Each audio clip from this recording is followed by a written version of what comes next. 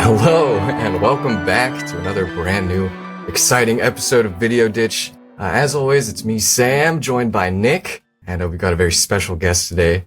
Nick, please give them the intro treatment. Absolutely. Music is the thing that really sets games apart. When you look back in your time as a young man and you think of all those games that charmed you so much in your youth, are you thinking, wow, my favorite thing was definitely pressing X on the attack button, and I would make the Shinra soldier fall down and scream in despair? No. Was your favorite thing, wow, I really loved snowboarding and doing crazy tricks and flips and things in SSX? I haven't played it, so I don't know if you did or not. So I'm going to assume the answer is no. The real answer is your favorite thing was the music. When you played Tony Hawk, when you played Crazy Taxi, when you played any game made by Sega, the thing that sticks in your mind and the thing that really mattered and the thing that really has permanence in your life, stretching decades on decades, is the music. Music is the thing inside of a game that really brings it all together. It is the glue that takes the gameplay, the graphics, the aesthetic, the mind, the story, whatever you want to call it, and it makes it into one beautiful gelatinous kind of ambrosia. Not the food of the gods, but, you know, the marshmallow stuff that they bring to family parties that you kind of pick around until you get a good piece that you can actually eat. And with us today is someone who's a regular at making that ambrosia, someone who is a master at creating music for games. Not just music for games, but music for people. Music you can listen to and people won't laugh at you because you're saying you exclusively listen to the Persona 5 soundtrack, making real music, and now, very recently and very excitingly, real games.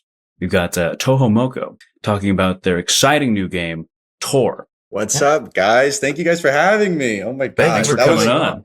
That was, I think, the most flattering intro I could have ever. I don't even know what I was expecting, but straight off the dome, man. Dude, wizardry. I don't even You're both cooking. Dude, it's a wonderful thing. Yeah. Just a couple chefs, you know. Exactly. But yeah, thank you guys for having me on the Video Ditch podcast. I'm absolutely honored. Thank you guys. Hey, we're flattered that you're here. Beyond Nick's introduction, is there anything else you'd like to say about yourself to the viewers and listeners? Oh gosh, I'm TOHOMOKO, absolutely. As has been said before, I am a video game music composer. I've been doing it for a pretty long time, and recently with Torr, I decided, screw it, let's just make a game and just be silly a little bit. And I've been working on Torr for about a year.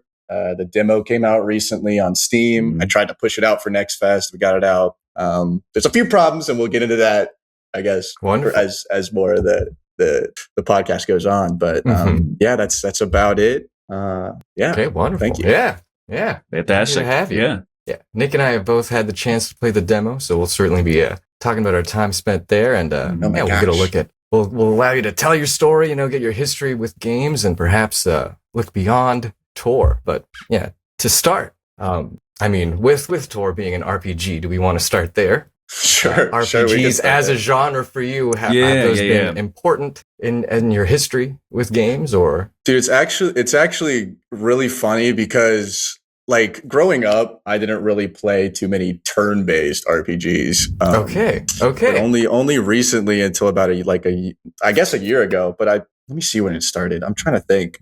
There's so much that happens in a year, Honestly.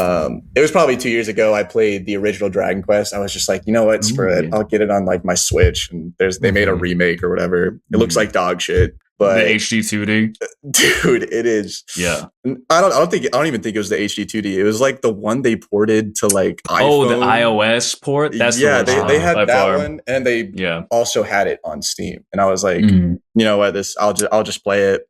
Man, I've always been interested. Just get Nesticle at that point. Just play it on Nesticle.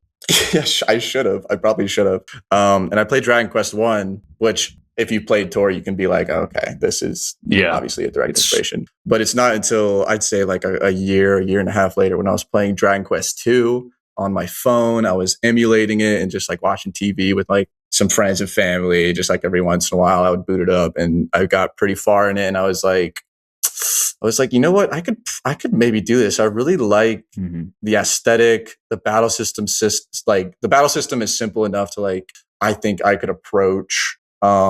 And Torr is more of just it's really a test for me to see if I've if I can do what I've always wanted to do, which is like make a game. That's why I started music. Yeah. I started music making tracks for games, and I've always just wanted to, get my hands dirty with the whole process. So I'm trying that. Beautiful. That's pretty much where Torr came from, and that's my history. I mean, maybe I played like Xenoblade I played 2 and 3, and I really like those, but compared to Torr and Dragon Quest, that battle system's a little bit more hands-on and diverse and all that kind of stuff. But I was pretty charmed by that original playthrough of Dragon Interesting. Quest. So the Dragon Quest 1 and 2. That's wild that 2 didn't turn you off the whole Dragon Quest series as your first entry. I liked 2. And I played the Game Boy Color version too. So that makes more sense. I was like, shit, man, this is kind of nice. I can maybe do this. The Game Boy Color versions of Dragon Quest 1, 2, and 3, they're fantastic. It's true. Oh yeah. Wish I played 1 on it. I wish I played 1 on my emulator. That's your big mistake. You got to go back. Big mistake. It's like if you know what you're doing, there's it's like a 4 or 5 hour commitment. Dragon Quest is not a long game. No, it's not. Especially those early ones. Those early ones are pretty short. They're pretty short. I've never played a single Dragon. Well, I've played 11, but I've never gotten through a Dragon Quest. It's interesting because I think Dragon Quest 11 is really like the only time it entered the cultural zeitgeist of gaming. Like from my perspective, it's like Dragon Quest 11 is like I've heard like a lot about it when it was like being released and as it was being marketed, but I never got that second edition. Yeah, I got the second edition. Yeah. Yeah, I got the original right as the second version came out, and I was like, "Well, I don't really want to play this anymore." I feel like I'm getting fucking it's like robbed Persona 5 Royale. Like, shoot, man, I don't know what I'm doing. Yeah, it's a shame. Dragon Quest is great. Nick is a very devout fan and preaches its. It's true. Yeah, it's branded on me. You can't see it, but it's around here. There's a slime on there somewhere. Yeah. Oh. I'll show you later. Real life, yeah. You don't need to. I think I'm chilling. All right, but with music and video games, do you have an all-time era? Let's narrow it down to era because I don't want to get to specific game just yet. Or a composer of video game music that really inspired you. Let's see. I would say this is kind of also a question I'm assuming we'll get into later, but it's probably one of my favorite games of all time. Probably top 2, top 1. It's always wishy-washy with those top ones, Yeah, I feel like that's for everybody. Changes every month. The game is Phantom Hourglass on my DS. I grew up with that game. That was my first Zelda game. That was my first it kind of just opened up the whole world of video games to me. This is when I was I don't even know, 6 to 8. I don't even know. But I remember playing that, and I was taking some piano lessons once or twice a week or something. I don't know. They offered it at my school. And I remember being man, I just kind of want to tinker and try to make something like this. I remember asking my piano teacher and being give me a prompt. I was really give me a prompt to work on, because I just wanted to take a different step than just learning piano. I'm not good at piano anymore. I actually stopped taking lessons very early on after that because I didn't like learning with my teachers and stuff. But making video game music has always kind of just been in the back of my mind from a young age. And then around I'd say middle school or high school, I was just let's screw it. Let's make a SoundCloud. Let's just throw absolute dog shit at the wall. Just because I wanted to approach, and it's the process. It is the process too. It's been over a decade of doing it and just learning it self-taught. Hell yeah, dude. It's been a great journey. It's kind of how I decompress as I compose. It's what I do for work. Nice, it's just it's a big part of my life. It's just that whole thing. And Phantom Hourglass was really the root, I love that. Other games is probably Super Paper Mario. That's another top contender for best game. I have such niche picks for best game. It's all the controversial. I think as they should be, right? I imagine by the general public I'd get booed, but there's a few who will stand strong with me on the front lines. I respect Super Paper Mario. Yeah, a lot more than Phantom Hourglass. Yeah. And then also just growing up with SoundCloud, you know, I've listened to like, I think Tony Lays, if you know who that is. Tony Lays was a huge, like, I was like, oh my God, this sounds so good. I just want to make stuff like Tony Lays. There was like one Martin Garrix song that I liked when I was a kid, and I would play that on repeat. Man, I don't know these names. Now I feel out of touch and uncool. Dude, I don't really like keep in touch with them now. It's just kind of all over the place. Now it's a bunch of like composer friends who I listen to their stuff and things like that. Like Super Bubba. I'm shouting out names. Super Bubba, goat of all time. Boom. Dorcas 64, goat of all time. Oh, he's working on timestamp this. Great composer. Oh, Mindwave, yeah. Timestamp it. Timestamp it. Shout outs right now. Shout outs, yeah. I'm just going down the line. I don't know. I'm very blessed with a great community that it sounds, yeah. It's great. It's great. But that's pretty much where it all started, was those games. Phoenix Wright. Hey, that's one. Oh my goodness. That's a fantastic one. Inject that OST into my bloodstream. I will never hop off that. But it I like the nods. Yes, of course. But it's approval. Yes. The I could probably think of like 80 million more, you know, Twilight Princess, million different things. A lot of Nintendo focus. A lot of Nintendo focus. That's what I grew up with. For sure. I definitely grew up with that. Well, I feel like once you're a Zelda fan at like sub 10, it's kind of hard to like, yes, here's an Xbox. They got their hooks in you for Christmas or something. Yeah. And it's like, I just wanted a new Zelda, actually. I know. So. I would have wept if I got an Xbox back then. I've been screaming, crying. I might have been a cooler. Different life experiences. Yeah. Different life experiences. Yeah. I didn't grow up playing Zelda. Yeah. Really? What'd you grow up playing with? He was playing Shenmue in his fucking diaper. Dreamcast was a big part of my life when I was a young kid. And then, PS2 and Xbox when I was like, you know, late elementary, middle school. Yeah. Go over to his house. We got a Street Fucker. Well, yeah, that was an emulator, though. That was like a Sega Genesis emulator. So I got into Zelda later in life. I mean, I always appreciated it from the side. And the music was always something that, you know, is iconic to the series. Yeah.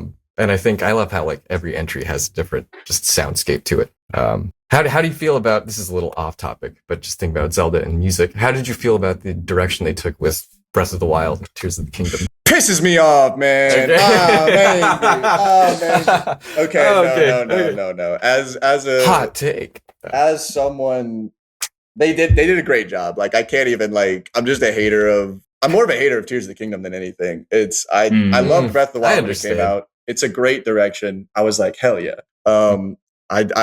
I just said that to be like a little bit devil's advocate. A little funny. But the music, they definitely do a good job with it. I think I'm just a sucker for like the more melodically charged like tunes from like Skyward Sword and Twilight Princess and Wind Waker. Like those are so like driving and very emotionally focused. But Breath of the Wild and Tears of the Kingdoms are more like supplemental to the gameplay, you know, instead of like reinforcing the vibe you get from the entire, like in a scene. Like I'm trying to think. There's this one, I think the boss track in Breath of the Wild, it's good, but it didn't feel like a Mulgera, you know, from Wind Waker. You know, like Mulgera from Wind Waker, I'm like, hell yeah, I'm fighting Mulgera.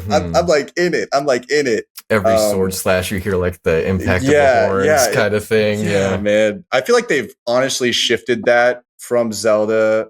Like they definitely learned what works and they definitely apply it to like Mario and things. Cause I remember like Mario Wonder, that soundtrack, love that soundtrack. It is so reactive. It is like just so nice to listen to. I still think about like, what world is it? I think it's like World 2 where it's like the bubble clouds, like cloud tops. That track gets me going. I'm just like, it's a good time. It's a good time. Too deep in the game for me. Never got there. It's hilarious because Nick hates that game. Dude, I liked Mario Wonder, but Mario Wonder. Yeah, I liked Mario Wonder. I had a good time. Me and my buddy played through it all the way. That's what it's all about. Maybe that's why I'm biased, is because it was a shared experience. Good memories, yeah. You know, you probably did it. You probably played it single player or something. Like, I don't know. I was playing with my wife. We were both like, this game's for like a little baby. There's some hard levels. There's some hard levels in there. So you didn't give it its fair shake, Nick. You only played the baby levels, and you gave it its fair assessment. You had your pacifier out. You were going ham on the in his diaper. It was This doesn't have the three-dimensional nuance of Odyssey. This bores me. Yes. Yeah, I know I throw my hat. Yeah. Right on. Okay. Anyways. Yeah, back to influences and inspiration. Yes. Nick, any questions from you right now? Yeah, so with all this stuff, with the major Nintendo influence, how has that also impacted your non-gaming music? I know you make quite a bit of your own, like what would you call it? Normal music, I think I would say, or like music that you can just listen to outside of OST. Has that also been impacted by that, or is that other influences outside of the gaming world that you take from that? Like artists, Yeah, it definitely has. I think I actually started with doing non-video game music because, like I said, I was really into the SoundCloud scene with like I said, Tony Lays and like all that kind of stuff. It was also around the time where me and my friends, we really got into Japanese fusion jazz. Okay. It's like Cassiopeia, if you've heard of them. Yeah, Mint jams, dude. We found that. They're like Masayoshi. Yeah, Masayoshi Takanaka kind of guy. I was just about to get there. Okay, Brazilian Skies. Me and my friends Beautiful, on loop when we play Roblox games. My brother-in-law, big fan as well. Yeah, your brother-in-law's got taste. I'm just. He does. He's a cool guy. He's a cool guy. Shout out, brother-in-law. Yeah. It's true. But that was around high school. Me and my friends all got into it. We also really liked Billy Joel, Hall & Oates. Wow. Those are more from like my parents' side. We would drive somewhere and they'd put those on and I would be like, hell yeah, this song bangs. I gotta show my friends this. And they'd obviously already heard of it. But those let me put you on to the longest time real quick. Yeah. You ever this guy Billy Joel? This niche band called Hall & Oates, Yeah. But we were in high school. We did it. We like Small World, maybe. Totally. Totally. No, your worldview was fairly. And they would all like. I'm not saying I introduced all these to them. I'm saying like we had a very like, holy cow, we're having the ability now to be curious, access to all artists. That stuff. Yeah, totally. Yeah, it's like archaeology. Foster the interest. I love it. Yes, that's where it starts. And I started, like I said, I've been saying that a lot. Like I said, I think it's my favorite phrase today. But we have been listening. I promise. We have been listening. I swear. I've been counting on my fingers. 1, 2, 3.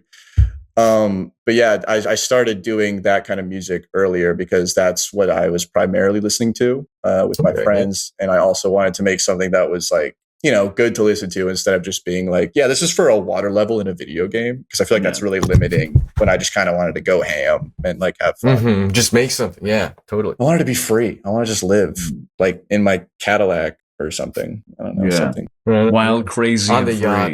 Yeah. I'm curious about your process. I don't want to get like too in the weeds about it. But like, what do you like? What programs do you use? And are you recording a lot of Mario stuff, Paint or what? Analog or dude? This is actually such a great question because I don't use what I would say is conventional in the terms of like you hear chiptune, you think of like a tracker, like where it's like you input the numbers on like a vertical thing. I don't know enough about trackers. Anything like I don't work with them. Yeah. Okay. I use this free website. Website incredible called Beatbox. I'm sure there's a bunch of other people that are watching or aren't watching that have heard of it and used it because it's really like blown up in the last 5 years, I would say, just because so much has come out of the community that's been fostered by it. There's a bunch of like mods and offshoots of it, and it's all like chiptune centric. It is a sequencer, which means you place the notes on like a bar sheet, like an FL Studio. Yeah. And it's really flexible, but also perfectly limiting to where you can kind of just like breathe a little bit and learn to make music. I recommend that. Like when someone asks like, what should I use? Like, where should I start to like start making music? I'm like, go to Beatbox, bro. Just start tinkering around. Beatbox. I use Jumbbox, Jummbox. And it's like a little bit more dynamic version of Beatbox, but it's all free. It's all in your browser. Your song gets saved to your URL link, so you can just copy and paste it like a Word document. Yeah. And And I remember looking up when I was like a kid, I was like, I don't want to pay for FL. I don't want to pay for like any of these Ableton. Yeah. These days. I don't need this suite. This bullshit, man. Just get me started. So I looked up like free audio, whatever, and beatbox came up, and I just started tinkering around with that. Right. It's been history ever since. Love at first sight. Okay. All the above. But yeah, that's what I make all my chiptune in. I make it all in there. That's sick as fuck, dude. Yeah, I love that. Yeah, I make it all in there. Dude, there's this guy, another shout out. more of a referential because I'm talking about like his work and like all that stuff. But there's this guy, Nobonoko.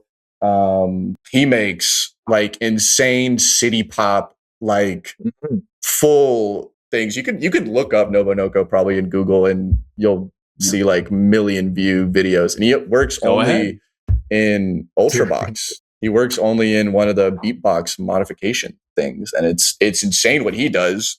That's some wizardry. Yeah. I'm mostly hearing that getting a DAW, paying for a DAW, is a huge scam. That's what I'm getting. It is because you can crack them so easily. That can be taken out of context. And it will crack FL Studio. Don't edit that in post. Leave that in. I paid for FL because I'm an idiot. But I don't know. There's something about like officially doing it, and that like makes me a little bit more comfortable. Makes me a little more comfortable. I mean, it's kind of like what every YouTube poop maker from like a decade straight uses the same cracked version of Vegas. You know, probably the same for musicians. It's a shame. Making fucking Siva Gunner rips or something. That's a beautiful, beautiful sentence. Mm-hmm. The shared crack community, and not the kind you're thinking, not the Ronald Reagan kind. That's awkward. Well, with game development, you mentioned you were playing Dragon Quest 2.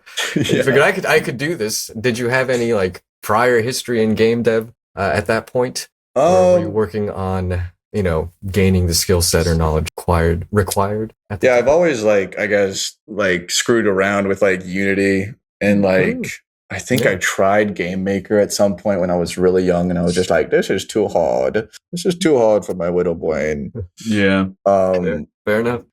I went to school, like in college. I went to school for game development because I had the opportunity to, and I was like, "Hell yeah, I'm going to go to school for this." Bad time to do it. Would not recommend it right now. Which is why I'm doing solo dev. That's another, I'd say, aspect to it. But I worked in like Unreal in college. It was just all over the place. It's not really like and all that stuff. Say it again. Oh yeah, blueprints. I hate blueprints. I never want to touch them again, which is why I don't. Dude, Godot. If for those who don't know, Torr is made in Godot, and that is an angelic engine. I do things with that. The tools they have, I do things with those tools that should not be allowed in game development. It is illegal. Whoa! How good it just works. What an endorsement, dude! And it's we've heard good things about it. And they're working on their 3D scene right now. I'm so excited for that. I want to get into 3D at some point. I think I would need a team because I don't know how to model. Hey, you'll figure it out. It's a bunch of squares. I'm saying. Yeah, come on. But I'd say that's my history with game development. It's nothing crazy.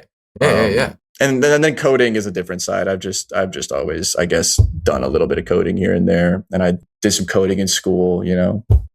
Just stuff like that. The necessary evil. Nothing crazy on that side. Most of the game love and game inspiration has come from doing music. Just that kind of thing.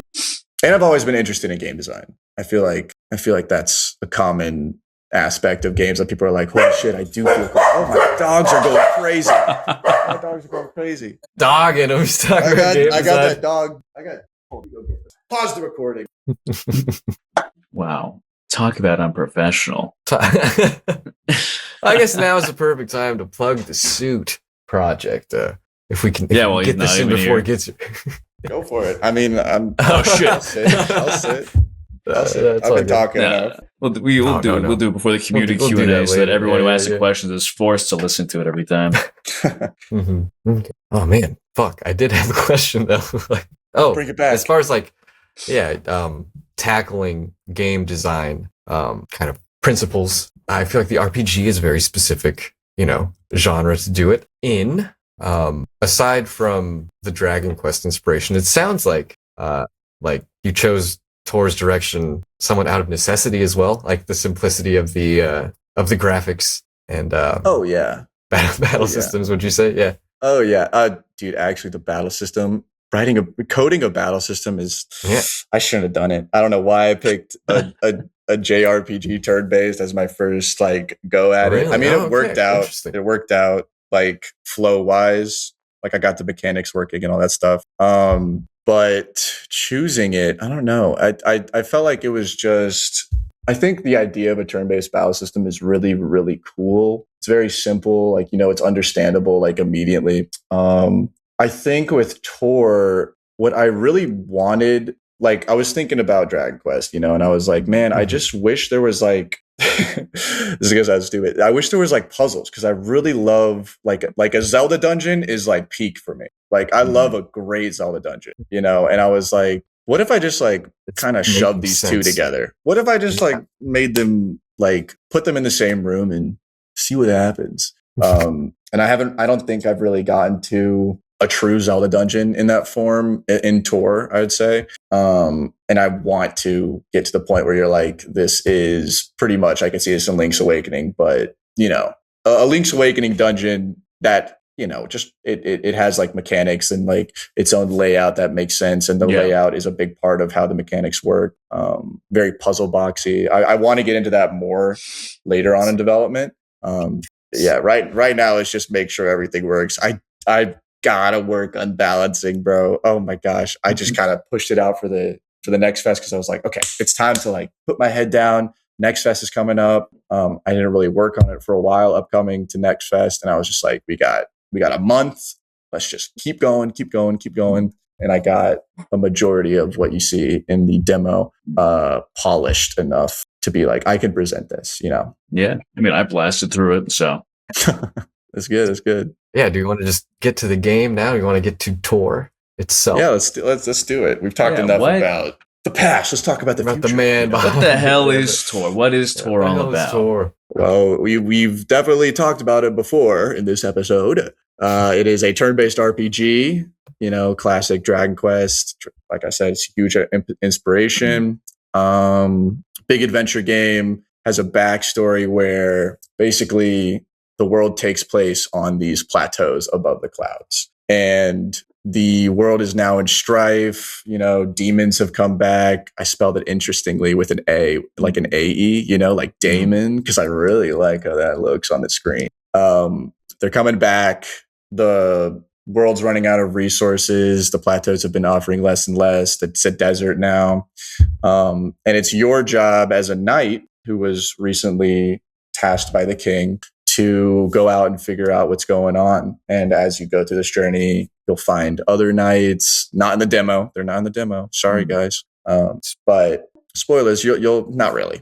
But you'll just come to figure out the truth behind what is happening on these plateaus, why you're on the plateaus, where the clouds came from, all this kind of stuff. And that's basically the background of Torr and your impetus for this journey, I guess you could say.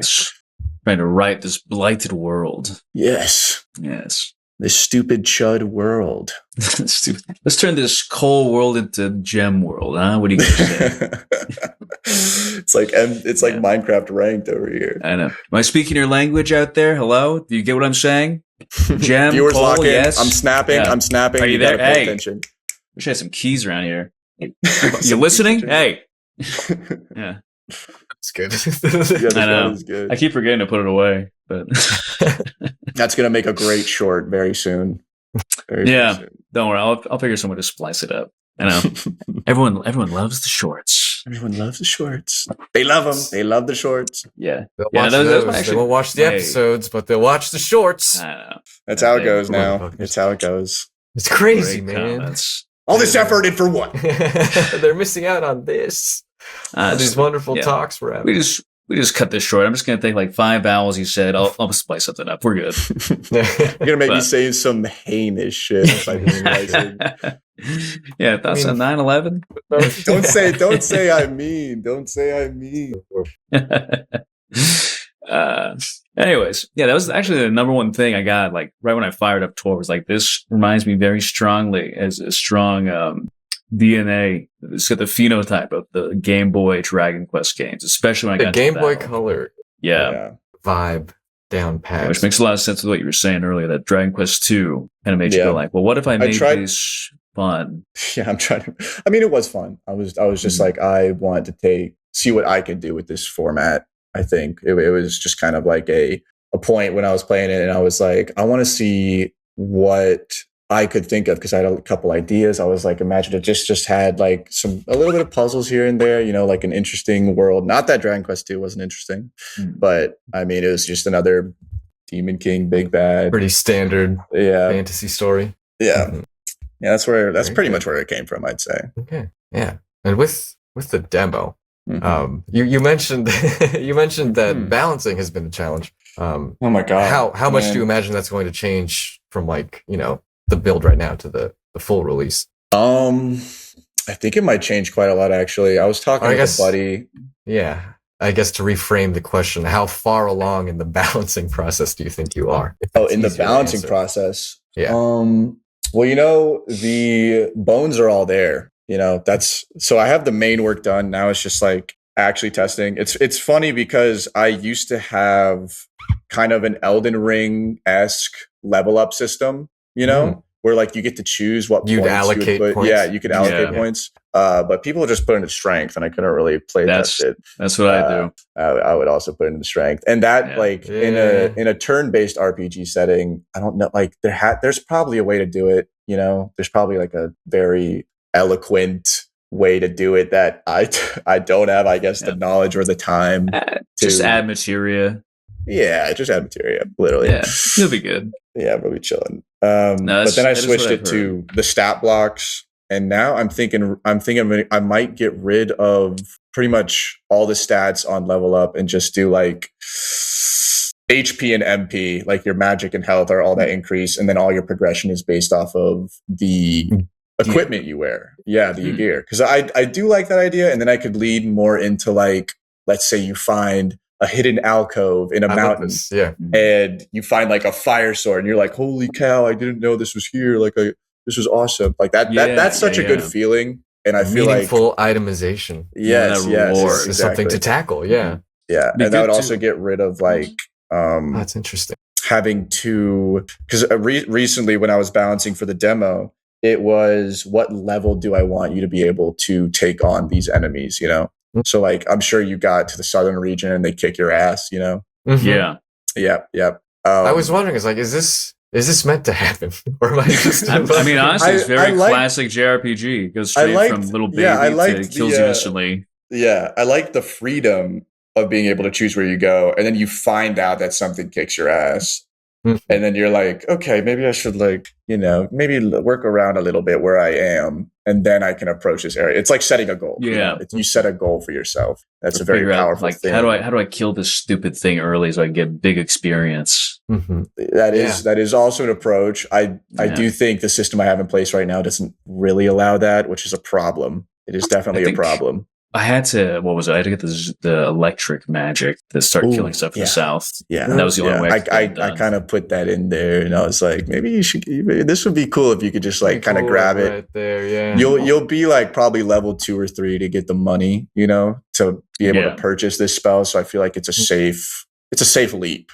I do think that the progression track within the demo is tight, and the bonuses you get, like as incremental as they are, they feel super meaningful with like every piece of gear. They do add up over time. I'll talk about the Swift spell in a minute because it is the most useless spell in the entire demo. It is, anyways, I'll talk about that later. But I really wanted to kind of reward exploration, and I feel like that's the most like basic development idea, but I really wanted to have it be so like you figure out, you're basically piecing together where you need to go. I don't like people telling me where to go. I don't like having a quest log. I hate a quest book in games, which is why the newer JRPGs kind of turn me off, a little bit. I want to take notes. I forgot to say it, but another favorite game of mine is Tunic. Tunic's world exploration, puzzles. It's all knowledge based. It's ingenious. That is probably the best designed game. Would you ever make a manual for Torr? Oh my God. It's funny you say that because I was like, I could, do that. That would be sick as fuck, dude. It would be sick. And it could but I mean, I feel like that's a big scope. Yeah, it's a big scope. Let me work on the game a little bit. I also think that the idea of a manual in today's world, like Tunic has it as its main mechanic, so that's why it's like works in that regard. But like, if you're playing a game and it's like, download the manual, actually, I think it might turn a few people off. Actually, it probably will turn off most people. They probably won't download it or be like, I never consider a manual like an important aspect of a game, especially recently. Sad state. That is last like 2 decades. It's just, 2 decades, honestly. I think that's the big thing too with those with old JRPGs, just because the graphics and the models were so rudimentary. The manual was great, just to see like, oh, this is what they're supposed to. Yeah, a little grayscale, what I should be high poly model of such and such. The manual was like it was like the whole world in the book. It's like a little mini art book in itself. Right? Yeah, it was sick. Nick was just cooking right there. That's whipping in the kitchen. Yeah, I think my wife is making some kind of whipped cream something. Wonderful. Don't worry about it. All right, back to Torr. Anything else with the demo, Nick? How was your experience? Because I mean, I cleared the whole thing. Tell me I did all of that shit. I got everything. I did the Sokoban puzzles. I got the little optional treasures by doing the little harder challenges with the puzzles. I killed the fucking dragon. I met you, I think, at the end. Is that you? Oh yeah, you met me. That is pretty much all the content. That's crazy. Yeah, I kept talking to you too because I thought like something will happen if I keep talking to him. You're like, nothing's gonna happen. I was like, all right, turn the game off. I mean, it was good. I liked the dragon. It was a satisfying challenge. It was the kind of challenge where you actually feel like you can lose. Yes. Yeah. Okay. I'm glad that was a hit. I'm glad that worked. Mm-hmm.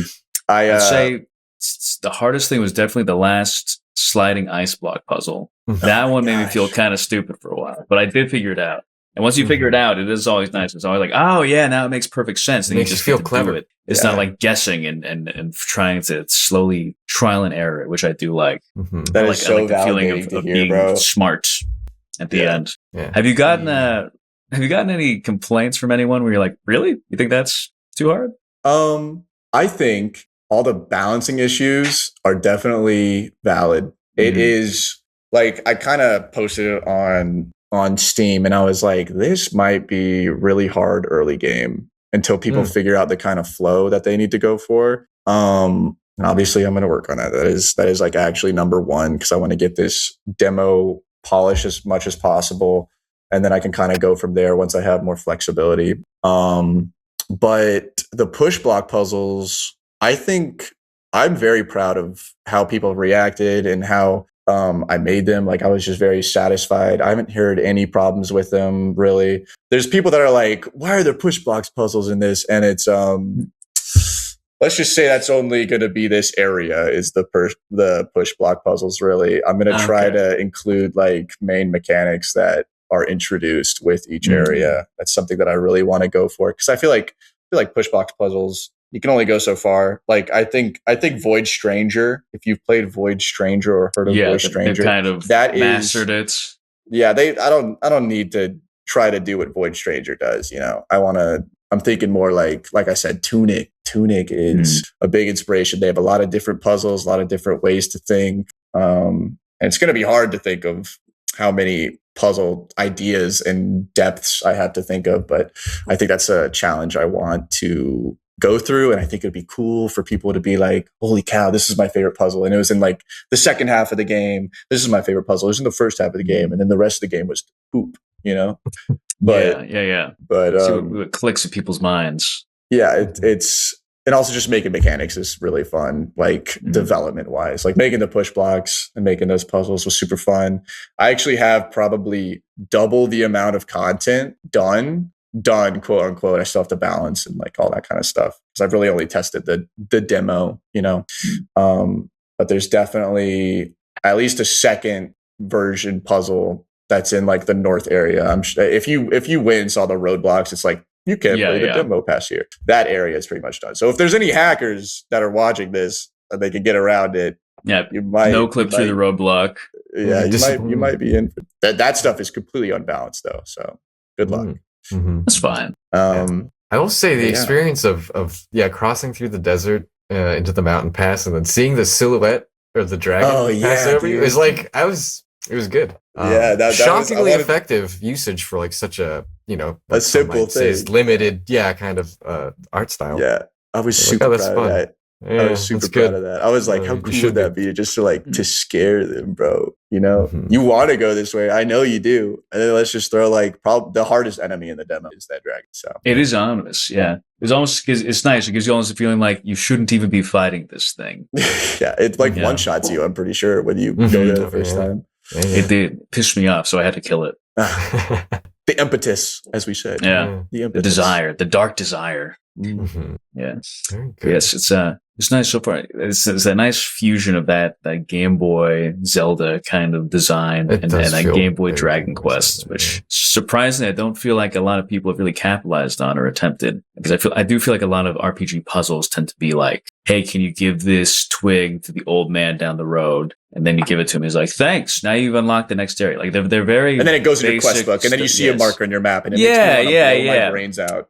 Like basic story unlocks, basic go to point A, point B, or like at the most they will give you like, can you pull the lever to open the gate? So seeing actual thoughtful puzzles is a really nice change of pace. I also do appreciate, I don't know if you're going to change your mind on this, that in like the push block area, there was no random encounters. That would have probably made me go insane. If I was doing a puzzle and I had random encounters, I would be like, I'm dropping this game right now. I don't want to do this. So I was like, we're just gonna not do that. I think that was like a decision early on. I was like, there shouldn't be encounters in here, man. Like, are you joking? Yes, that separation is good, because then also it's like the boss itself is kind of like the reward. You've done the puzzle, you've unlocked the stuff. You get to go to the big final area. You get to kill this big nasty creature. Yeah, absolutely. Yeah, absolutely. Yeah, and good intrigue there too. Like if you go all the way to the west and you look out in the telescope, I like that art, of the spire over the clouds. Yeah. I did that really early on before I even like sprited the tower, because I knew there was going to be like these massive towers. I think Elden Ring is a big inspiration, just like it's a monolithic vibey architecture. Yeah, it's like hell yeah, I like that. Yeah, it's cool. A sense of scale. Mm-hmm. Yeah, absolutely. And I wanted like, there's a big old tower out there. I don't even know how I'm going to get out there. Is that a place I can go? Like all those questions. It's just like, I think that's a good idea. This is your Todd Howard moment. This is when you can say like, you can go there. That's right. It just works. It just works. Yeah. You can go there. See that roadblock? You can't go past that. Not until the full game. But everywhere else, you can go there. Yeah, indeed. Mm-hmm. Yeah. With revisiting kind of, what people consider like retro, are you worried about alienating any players at all? Or is this game just like, not for them and that's fine? I'm honestly not really worried about the audience that much. Yeah. This is more a project for me, Mm-hmm. I think I've always wanted to make a game, and now I kind of have like, not so much the opportunity. It's more like the internal decision to be like, I am doing this. I want to do this. It's a different, I guess, approach, and it's not going to make me any money. No, sir. Yeah. But it's just more for me, I'd say, in that regard. No, hell yeah, dude. I it's just more for me. It's good. That's the way it's supposed to be, I think. Maybe selfish or stupid, but those are the kinds of games that I like playing, the games that Sam likes playing, and it's the whole reason we even do the show, so find them and talk about them. Yeah, absolutely. If I didn't think that way, then it wouldn't exist. I'm sorry, guys. So yeah, or we just wouldn't fucking talk to you. Like, it is my amazing AI adventure, my amazing fucking stupid slop shit. Don't ever email us again. Go up and smile. Yeah. I think I'd lobotomize myself with like a cow gun, like one of the cow lobotomizers. Oh, like Javier Bardem. No Country for Old Men. Yeah. Dude, No Country for Old Men. Yes. That's my weapon of choice, actually. Instantaneous. Wait, let's just like flip a coin So for peaceful. fun. Let's just flip a Okay. coin for fun. Yeah. And just like see what Don't happens. worry about the result. Just call it. Yeah. Just call it. I don't I mean- want to call it. This coin's been going for a long time. It's been a long journey for this coin. Oh shit! Man, I'm busy that day. Okay. With the narrative, how much of the narrative are you willing to discuss? Honestly, it's not that deep. Okay. It's What can we expect? I suppose if that's oh shoot. Will you honestly, fight God at the end? like will I overcome my depression and fight God with my friends? At the end I of this don't know. game? It's not that approach. Luckily, I think that's. I mean, That's obviously fair. it's contrived. I feel like that's. I feel like that's a little bit used. It's used. It's not cruel to say that. It's more like I don't know. I mean, I could talk about it if we were like, you know, I don't want to lose any intrigue. I feel like Okay, if people are there, if people are there for the story, valid then as it's fuck. like you're there for the story. You know, Mhm. am I going to be good at presenting the story? We'll see. If you were to give people a little teaser for anyone who's maybe not quite hooked on the narrative yet, what would you teaser, want to a tell teaser? people to make them say, "Wow, that really activated my neuron, my genius neuron that I use when I play genius games like Persona or fucking Bravely Default or something." Expedition Exactly. 33. Yeah. I would What would you tell them? say Serious gamers. I would say you guys are on the plateau for a reason. You know, there's a reason that you guys are locked on this plateau, that humanity is locked on this plateau. There's a reason the clouds are there. There's a reason no one could pass them. I didn't really touch on it in the demo. I think it'd be cool maybe for the full game or a later demo to have a little bit more narrative entwined, early narrative entwined with the available story in a demo. There's going to be a lot more world to explore, a lot more cities. There's a metropolis I've planned. You'll get to meet the leaders. You'll get to find out what happened in the battle not too long ago, why the East is wiped out. You'll get to explore the East, and you'll get to eventually find out the root of why Torr is the world that you know. You know, it's a little bit manufactured. Is this going to be a party-based RPG, or is this like a solo kind of? Oh no, I definitely took from Dragon Quest 1 where I just want like a solo Full on adventure. DQ1, yeah. Even got the helmet. Right on. That's cool. Yeah. And I'm going to supplement the battle system, I think, with a tertiary system beyond like attack and magic and like all the items and stuff. I'll probably try to include that in the demo so I can talk about it. Because I'm going to plan to update the demo as I make all these changes. I'm planning to add a system where the order of attacks and spells and items gives you like, I'd say like an in-battle currency that you can spend and do like sub effects. So like if you do an attack, then you have 2 like attack points, you know, and you have like a spell that you can use that doesn't take your turn and it can like give you a second attack. I think I had it written down somewhere. It's not a second attack, but so this would like make Swift actually useful, basically. This would make Swift not. I'm gonna switch up Swift to like probably a bonus action thing. Swift is okay. Let's talk about Swift. Let's talk about Swift, guys. Can we talk about Swift? So your turn order is based on speed, right? Like it's simple stuff. All Swift does is add a little bit more speed. And if it is a turn-based RPG where the turns are kind of put in order, then all you're doing is using a turn to use a turn at a different time. Yeah. And it doesn't like where's the math in that? Like, you know, the enemies are still going to attack you afterwards. Yeah, you're still going to get, you know, it's just not that good. So I'll probably do like Swift gives you an extra attack, maybe like a 33% chance or 50% chance to hit twice or something like that. Something simple. Or like maybe it dodges an attack. Maybe like you dodge out of the way, something cool. Yeah, chance to dodge. Yeah. That would be nice. some defensive options. Yeah, some defensive options would be nice. I just buy a shield, I guess. It's what I gotta do. Just face tank everything. It's stay alive. Literally. But this tertiary system is basically going to be like an attack and a spell makes you be able to do something next turn. An attack and an item will have a different combination. And eventually, as you get more slots to hold more of these pips, I like to call them like pips or nodes. Like you attack, you get an attack node, and it kicks out the last node, you know, so then you have like 3 at a time. And if you do like an attack and an item, then you can like, I don't know. I haven't thought this far ahead.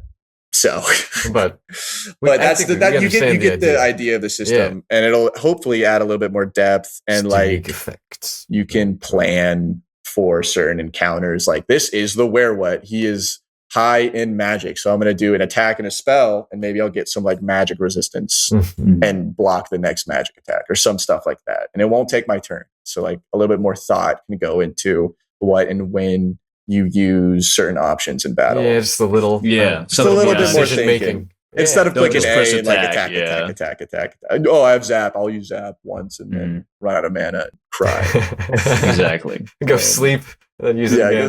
Go sleep. Yeah. Make it a little more cerebral. Yeah. That's cool. That's certainly something that'd be cool to explore. I'm working on it. Any plans for modern game design, kind of mainstays for RPGs? Will there be? No, I'm thinking worse. No. Will there be any romance or gambling in the game? Oh shoot, that's a great idea. Gambling would be sick. A casino, right? Like casino, not like the real gambling. Dragon Quest always has a casino. You're just giving me ideas that I can work with. Man, every time I play a Yakuza game, the first thing I do is find the mahjong parlor, and I spend at least 8 hours there. I'm not joking. Yeah. Everybody's got to live a little. Yeah. Beat the mahjong. Yes, sir. That's awesome. Yeah, you're just giving me ideas for later so if you want some blackjack or something to Torr, I wouldn't mind. I think that'd be okay. If we're making a casino, we got to add a syndicate that you can take down. Like that's just how it's going to work, right? Right. After you get the running the casino in this deserted after you get the land. Items. Yeah, exactly. Yeah. First, you got to just clean 2 them more rations to my inventory. I won blackjack. It's harsh out there. But okay, so no on the romance, no affinity stats and gift giving. No. I don't. The knight's not going to go for a shag in one of these inns. Yeah, a wee little shag in the casino. Yeah, something like that. Yeah. No, I don't think I'm going to add a romance system or a partner system. I already got enough over my head. You just lost the Persona audience, pal. Sorry to tell you. No social links. I'm out of here. They can kind of stay over there. they can stay over there. No, I like Persona. So do I. I didn't get very far. I think we all did. I didn't get very far, and I played like 40 hours. So I don't take that as you will. Yeah, you might I hear you. 2. I don't know. You try that one. My Persona big mile-wide burger that I took 3 bites out of. Yeah, it's probably 10%. Anyways, listen, moving on. Let's not get off track. Let's not get talking about Persona. Damn, I did have a thought. Yeah, what's your final gaming insight, Sam? It's coming back to me. Will there be music in the game? Will there be no music? In the game? Thank God. So distracting. When it comes to like sound design and sound effects, like what to you like are the qualities that like make a definitive like good sound effect? I don't know if that makes sense, but like the chirp of a pixel or do you understand what I'm saying? Am I getting too obtuse? I think I do. I think for the sound effects for Torr, this is really the first time I've had to like truly make sound effects for a project. I'm a music guy. I don't really like touch the sound design parts. And I guess there's just royalty free everything. But I guess I looked at some inspiration from Zelda, obviously, like Link to the Past, not Link to the Past. What am I thinking of? Link's Awakening. Yeah. I don't think I didn't look at too many references for the sound effects per se. It's mostly just like, I played enough Nintendo games. I know that when I select something, it's just going to be a single note for like a single second. Just really in your really mind, quick, simple stuff. The frame of reference, totally. I don't try to go overboard with the sound effects. I try to go overboard with the music because I want it to be good and like, this is a nice town tune, TOHOMOKO. Thank you very much. That's what's gonna stick. Are you composing the music within like the technological limitations of what compositions have been made with? Okay. Yeah, I'm using. I actually looked it up prior to this, and I've worked with it, I think, like once or twice before Torr. The Game Boy Color sound chip has 2 pulse waves. This is for this might not be for you guys. I'm just ranting. This is for the super nerds. This is for the super nerds watching. They want to hear it. Yeah, it's 2 pulse, 1 triangle, and 1 noise channel. So there's 4 sounds in total. And I just kind of screw around with Jumbox until I'll just make sure I follow the 4-track limitation. Mhm. I'll have a bunch of instruments usually, and I'll just swap them out, because that's what they did. They would just be like, yes, in this bar, I'm going to switch from instrument 1 to instrument 2. So then there's a new lead. And I'll just try to play with that a bunch. Sadly, I don't do the thing where the sound effects cut out like the melody because there's only 4 sound chips. You know what I mean? Or 4 sound generators, I guess, in the sound chip. Like the melody doesn't cut out whenever you click in select or start or whatever. Right. That would be a one might say a hassle that I don't want to deal with. To get that truly authentic Game Boy experience. Yeah. Yes, as I sip my Cabernet in my tuxedo with my evil cat as I turn around slowly and view the audience. But the visuals, I try to abide by the color rules of the Game Boy Color. I just thought it'd be fun. I just thought it'd be fun to try to make it. No, I think working within limitations is such a it's a good time. Yeah, it's a good time, and I don't have to overthink really too much. It's like, I don't have to think about like backing chords and filling out the soundscape so that it sounds as good as possible. It's just like, I have like this instrument is going to be the main melody, and I don't have to switch it out too much because I don't need to think too hard about what I need to make, and I can make it more focused and like a little bit more creatively working within limitations. It's very lean. It's very interesting. Yeah, it's very lean. It's a good time. It's a good time. That's very cool. Very nice. Okay, well then I suppose before we move on into like community Q&A, looking towards the future, do you have a release window in mind for Torr, or is this just I would like to get it done like late next year. I would like to. I would very much like to. In a perfect world. Yeah. In a perfect world. Let's say I got 2/5 of the game done right now. Maybe like 2/6. Because I'm thinking about like also like balancing time, polishing time, all that kind of stuff. Adding the casino. And it is going to be bigger content later on, like the metropolis area or like the center city. Every game's got to have one. Every game's got to have one. Your Baldur's Gate, that's just going to take a very long time to make. And as one guy, I do video game music commissions as my main thing. And I actually haven't worked on the game since the demo released because I moved recently. Commissions built up. I've just been doing that for like the last week straight. I've been doing. And it's not looking like it's slowing down. I'm kind of a little bit booked right now, which is good. It's a good thing. Yeah. It's a good evil to have. But the realities of solo dev, it's like it's only you working on the game. Dude, right? It's like eating a full meal, and I'm like, oh, but I have like 3 desserts to get through. Yeah. And if no one eats them, my life. No one else is gonna eat them. Dude, it's a good problem to have because working on Torr has been a very fulfilling thing, and when it ends, it's gonna be like, well, damn, what's next? But I don't know. I don't want to be one of those people that's like, I have to keep pushing it back and back and back. I just don't want to like promise anything. I would like to get it done in a year, but knowing how game dev works, it might be a little bit. I hope to get as much as possible. I hope to get back on the horse, basically. Anticipate it's 2030, guys. 2069. Yeah. And I didn't pick that number for any reason. I know. Evilly bites pinky tip. Girl, you're crazy. Right. And then do you have anything you'd like to impart upon potential or aspiring game developers or musicians that you would like to tell them? I think the biggest piece of information I can get is you're going to be ass. You're going to be dog shit at the beginning, but in the famous words of Jake from Adventure Time, the road to being kind of good at something is to be really bad at it at first, or whatever. He says it much more eloquently because he's a beautiful, beautiful character. But you just kind of got to start. It's one of those things where it's like, if you don't do it now, then will you do it? When will you do it? It has to be a big now or never, because it's kind of gets to that. It kind of gets to like, well, maybe tomorrow. I mean, this is obviously like with anything, like going to the gym, asking that lady out for a dinner, but it's just so applicable to art form, and game development's a bit of a big pill to try and swallow. But once you get started and you get an idea that you're really into and that you think you can finish, like if you see a vision that you can finish it, then you should keep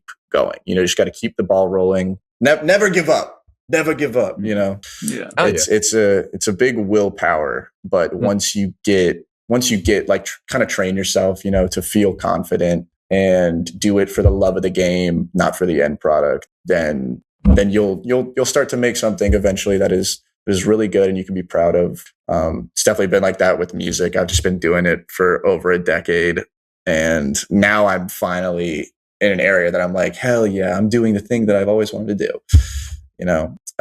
Nice. So that's great advice. Yeah, very applicable. Get started, get disciplined, and keep at develop it, that or discipline. else you won't get shit. If you think you can just make Undertale your first week of dude, watching, Undertale took Unity like tutorials, 7 to 8 years. Like, what are we? Yeah. Who do you think made this beautiful buffet? And they just fall in your lap. It may feel like it, It may feel like it just spawned out of the I aether know. because you just found out They about made it yesterday. look easy. It's not easy, bro. It's a not facade, guys. Wake Not up. easy. Wake up. That's Do my that. advice to you. Wake up. Don't fucking. Also, another big piece of advice: get in a community for what you're getting into. Because then you can. For me, it was just like bouncing ideas, talking about this passion that we recently got into. Like when I started when I started Beatbox, I joined the Beatbox Discord server, and I would talk in there. I made a circle of friends that I still keep in touch with today. And this was like 8 years ago, I still keep in touch with them. And we're just like, some of them obviously have fallen off of the music stuff. They're just doing their own thing. Some of them are artists now. But it all stemmed from like starting, you just have to start because you're already taking the first step is the biggest one, It's just going to be. And then it's a marathon from there. But, you drink your water, you take your breaks, but as long as you keep running on the track, then you're good to go, You're going somewhere. You gotta believe. Beautifully put. Nick, shall we announce why we're wearing what we're wearing? I did last time. You do it this time. All right. Goodness. They look so good. Well, these don't look like nothing compared to the ones we're trying. I know. We could potentially look even better than how hell yeah. Sin free. What was that, Nick? You gotta cut out right there. Sin free. Oh, Jesus Free Christ. of sin, absolved. Oh, now my internet he broke. cut out. What the fuck? Oh, he froze. I wasn't cut out. He was, shit. He's so happy though. He was overcome by the spirit, I think, and taken I'm down. feeling the joy. My connection just like shat its pants. I don't know if we saw you were frozen as like the smile dog image. You were permanently happy, and Yeah. I'm a little bit jealous. I said sin free, and you got a rictus grin. I felt like I was a spirit being exercised. Yeah. I feel like guys Get on the Ray were Peloton, pissing on. spirit. Yeah. It's like exercising my demons. But why are we to the dressed point, like this? We're dressed like this because we are in the final stretch of our Kickstarter campaign to fund the official Video Ditch, Bernie Madoff suit project. We call it a documentary, but perhaps it'll be more of a movie. It will be a documentary of sorts. You'll see. Yeah. When we get depending on the funding, it'll be at least as honest and truthful as Pumping Iron. If that gives you any frame of reference. If you've already donated to the campaign, thank you so much. Thanks. Obviously, it's insane because we exceeded the initial goal so quickly. And if you haven't, you can see what's going to happen next. But yeah, we'll link it below. And if you want, you got to get in on it now because if you're not a part of it, you won't be able to get a piece of the suit mailed to you. We're going to cut it up. We're going to or your name in the credits. Yeah. Or pictures of us sent to you in the mail. Mm-hmm. Real great. If we get enough money, we'll make a video game, which, as you've seen from every single episode that we've done with every single person, is really easy to do, and you're guaranteed to get it really quickly. Exactly. On a limited budget.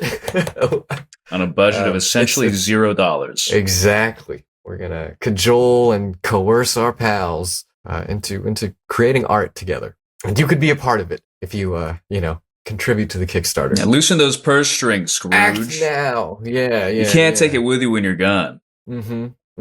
Just ask Bernie. Oh, wait, you can't because his kidney exploded in jail and he died. See? More stuff you'd learn if you fund the documentary.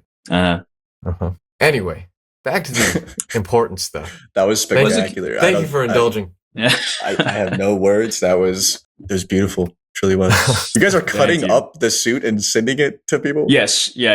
At the end of the movie, the end of the project, we're going to cut it into pieces. And based on if you got either the ribbon tier or the big honking piece tier, you get a different size piece of the suit. That's awesome. That's elite. That's elite. By the time this episode airs, there's still time to donate money. And both of us could have do it now. Suits. Yeah, do it now. Should be 2 days. Endorsed. TOHO Torr. Actually. Yeah, TOHO approved. There we go.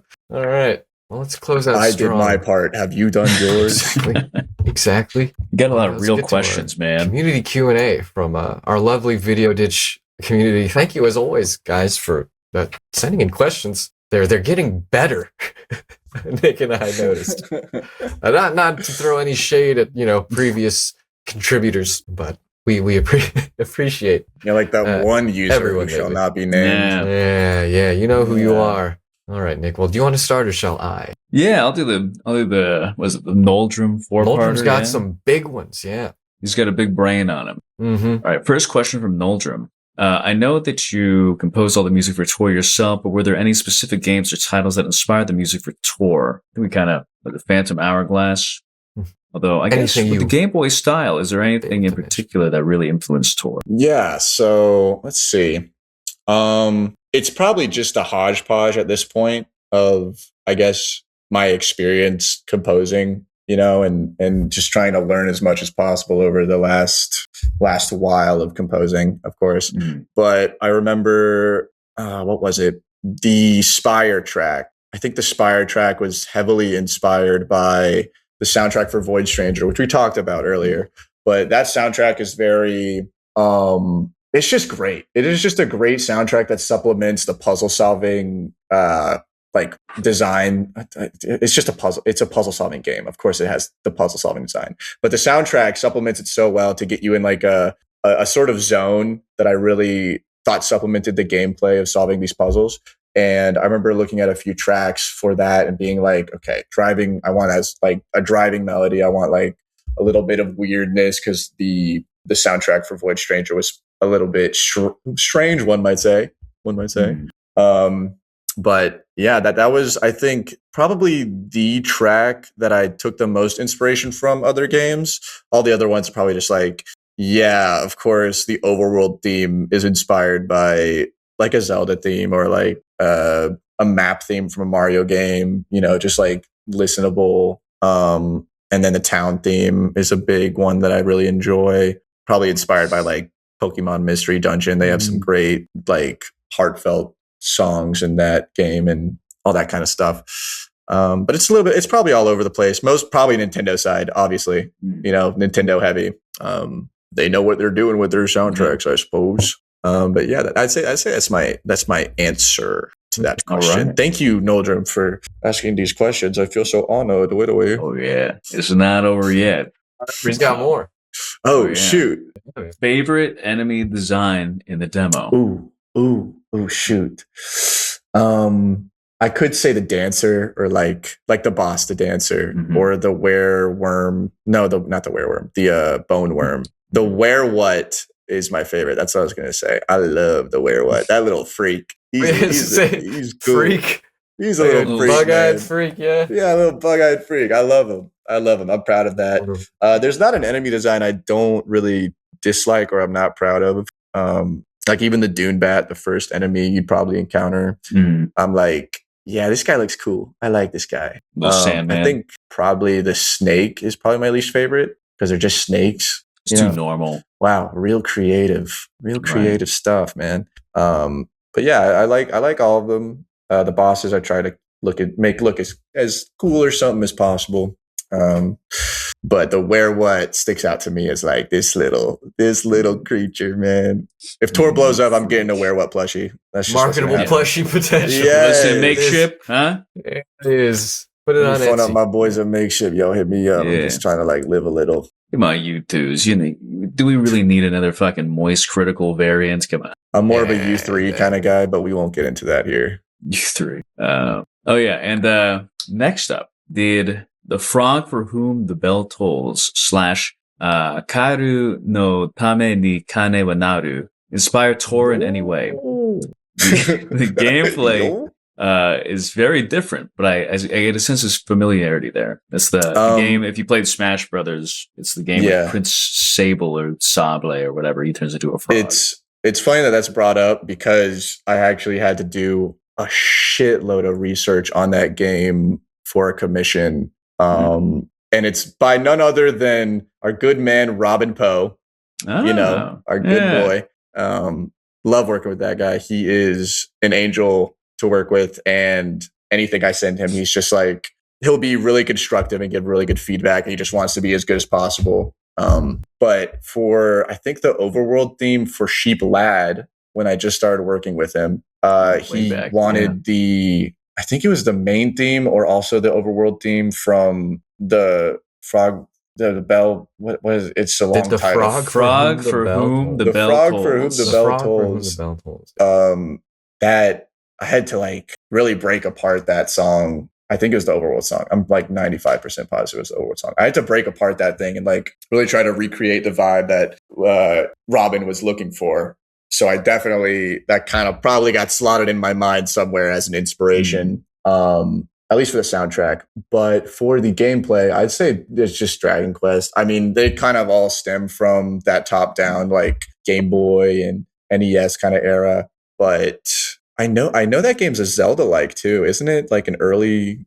Yeah, I think it was the same team that did Kid Icarus worked on that game. Yes. Yeah. And it's pretty... it's like a cult classic, I think. Yeah, I don't know enough about the actual game. I haven't played it either. I just know that it exists and they're in Smash Brothers. I'm claiming ignorance. You gotta admit it. You gotta admit it. I gotta admit it. I'm sorry. I know Noldrum, I'm sorry. I'm sorry, Noldrum. Please don't hate. But how'd you like that? So you did get a nice little anecdote out of it about everyone's favorite developer. Robin Poe, their favorite developer. Dude, his tweets are awesome. He loves pissing people off. Dude, it just gets me so... Like, I just laugh every time I see it. It's so good. It's so good. Yeah. And our hate of Tears of the Kingdom, he hates Breath of the Wild a little more than you guys are unified in that. Yeah, I'm like, he gets it. He gets it a little bit. We both have based taste. Dude, we're just so based and like everyone else is wrong. Everyone's so wrong. Dude, I like a good map. I like a good map. But I hate when there's stuff all over it. Mm. You know, I hate like way markers and quest markers and icon locations. Like, I just want... You can play Breath of the Wild without the heads-up display. Oh, no, that's what I did. Oh, okay. That's what I did. And it was great. I really like Breath of the Wild. I genuinely like very much like Breath of the Wild, but Tears of the Kingdom. But no, I understand. Modern open world game design sensibilities. You promised something else, you little scamp, you. Why is it Majora's Mask? Anyways. Yeah.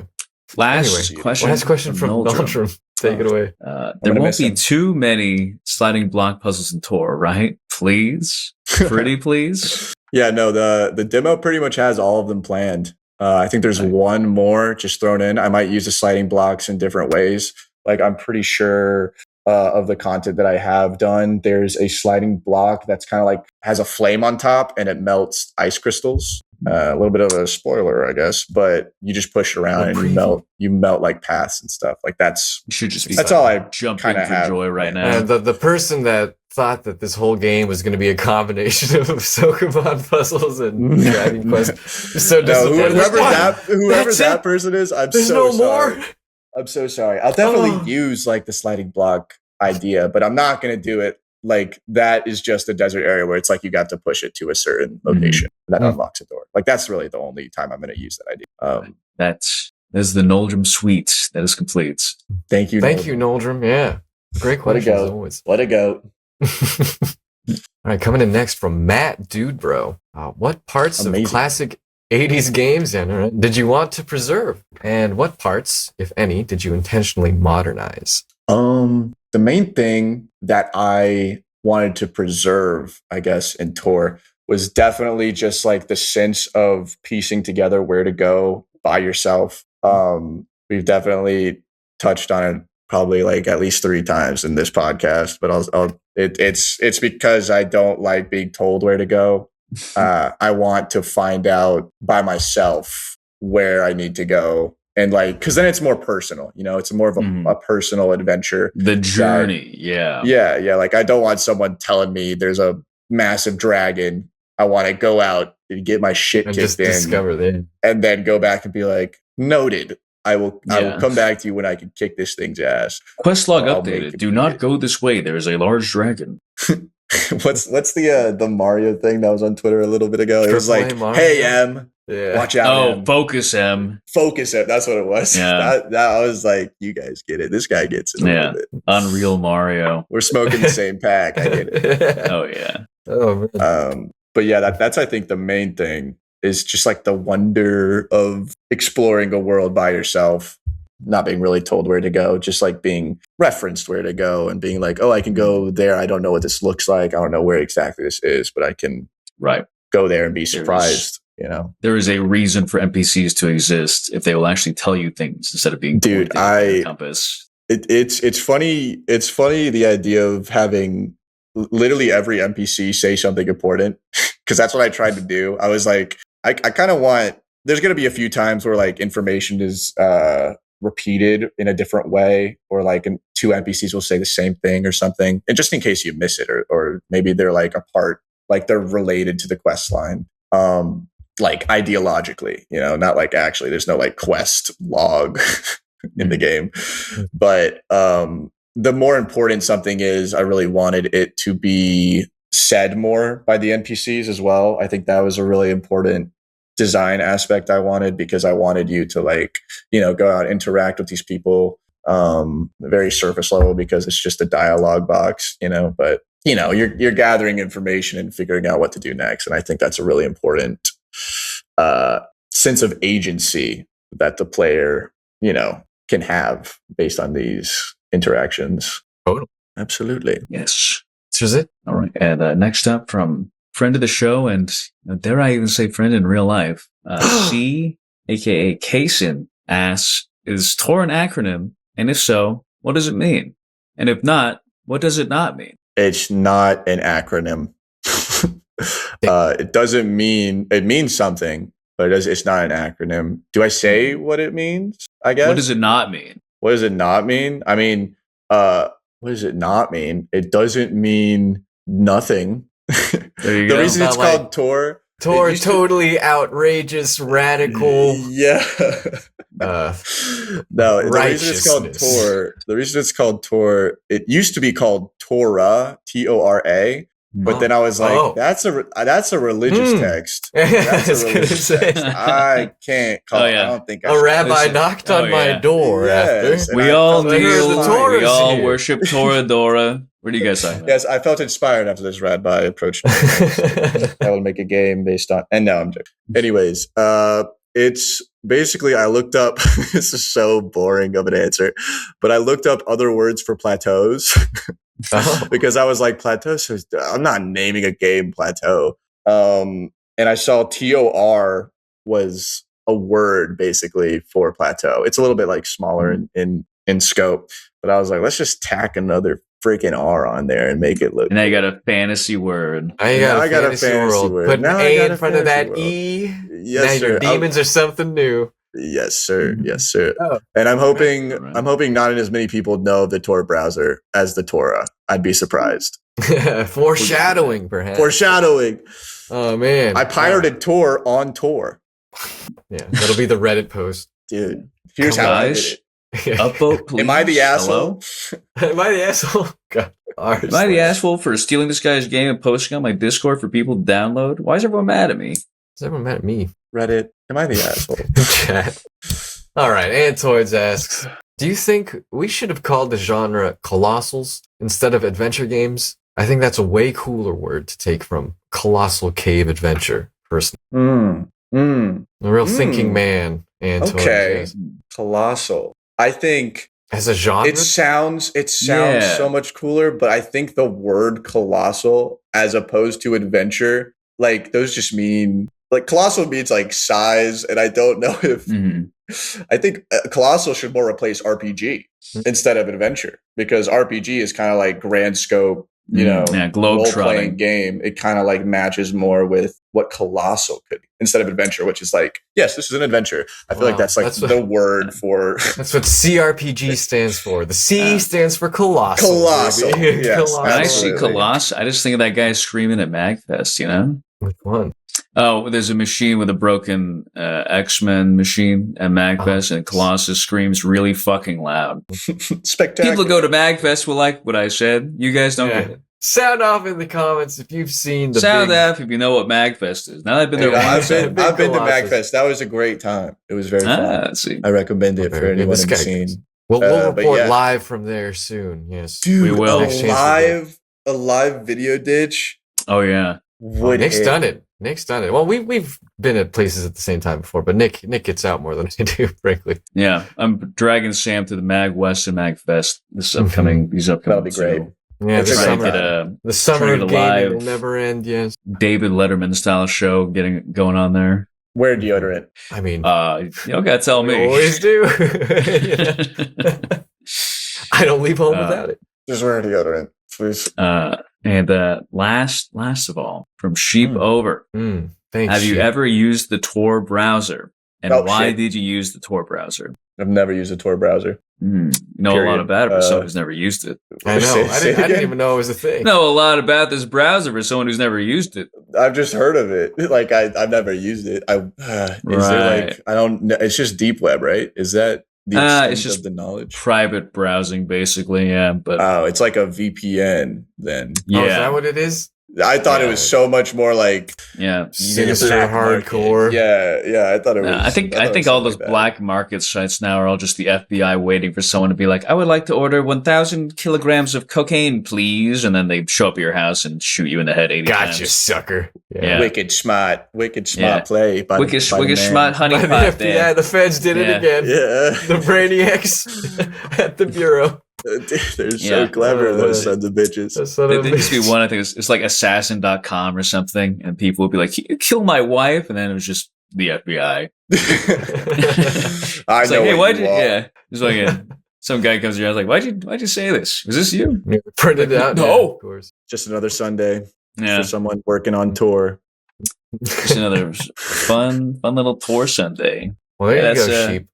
Now you know he's never used Torr. He's never been on assassin.com or drug.com. Never been on assassin.com. So don't even bother looking. What's this browser? Hold on, I might need it. All right. Well, let's close out the episode with plugging the game. Where can viewers and listeners find Torr? Yeah, so it's on Steam. Obviously, TORR. The demo is out. Play it if you must. Play it if you will. Play it if you like, if you feel like it. I don't know, something cool like that. It is on itch.io. I do have some builds on there if you're more comfortable on itch. They are updated to obviously the Steam page. I update both of them at the same time. For like, I guess, contact and keeping in touch with the game, you could just follow me on Twitter at TOHOMOKO. I post music. I post my music there, and I post everything about Torr. When I'm updating things, I'll be like, yeah, this battle system really sucks, guys. No, it's just stupid stuff like that. But that's basically where you can find me. I'm on Blue Sky at TOHOMOKO on there as well. Anybody wants music for their games, reach out. Love doing it. Beautiful. We do have a Discord server for Torr. If you find any bugs, if you want to be in the community, it's in the game. You can click the top links on the title screen if you want to join and talk a little bit about the game. DMs are open if you have any bugs. That sounds weird. If you got any bugs, send them his way. Yeah, just send it. I don't care. You can. I'm a pretty open book with all that stuff. I'm just kind of all over the place. I post on Twitter. I post on Blue Sky. All that good stuff. Yeah. Follow him everywhere. Get him for your game. Maybe we end up making a. I am Toho money. TOHOMOKO. I approve of this message. Yeah, get a nice old TOHOMOKO track for Madoff Shut Up and Scam Gaiden. Yeah, we'll see. Go play the demo. Go play the demo. To the music. You know, give me feedback. I need as much feedback as possible. Be honest. Yeah, don't be discouraged if you die a few times in the desert.